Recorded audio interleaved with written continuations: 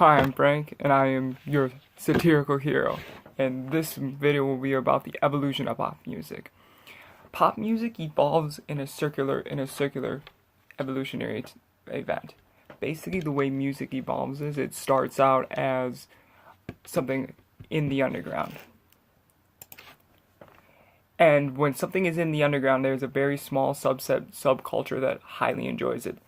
I want you to think EDM early 2000s. People that are really into it, creating everything, but did not have mainstream following and success. Then after it builds up steam, it almost becomes into the mainstream. I want you to think EDM into 2010s. Now, afterwards, after it goes through its evolutionary period, it then goes on to the next phase, which is the mainstreaming effect.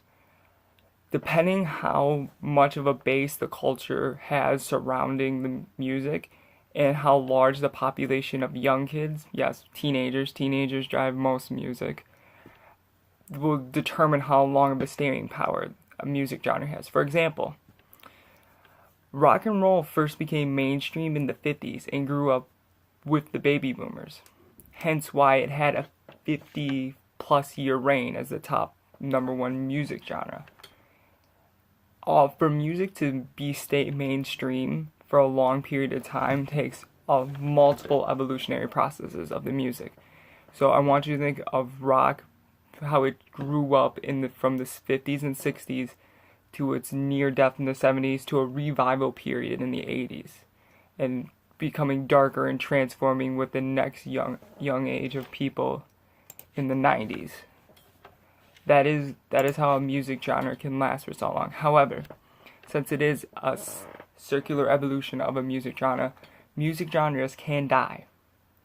We've seen that with jazz.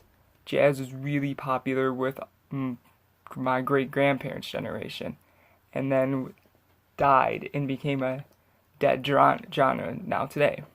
We're seeing that with rock and roll right now.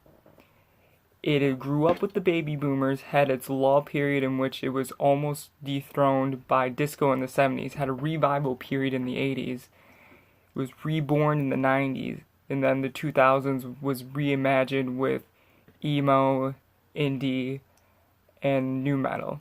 Eventually, it basically died. There is no musical growth in rock right now. It's basically the previous generation no longer views it as hip, new, and cool.